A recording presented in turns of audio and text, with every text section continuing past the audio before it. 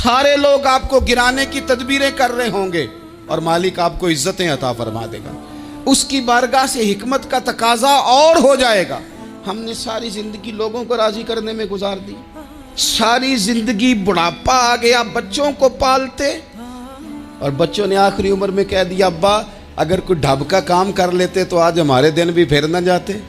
सारी जिंदगी गुजार दी बहन भाइयों को राजी करने में, सारी जिंदगी गुजार दी जिम्मेदारियां उठाने में। उनको 99 दफा दिया, एक दफा नहीं दिया तो उन्होंने कह दिया तूने तो कभी दिया ही नहीं, तू था ही नहीं। सारी जिंदगी मोहल्लेदारों इलाके वालों को राजी करने में गुजार दी।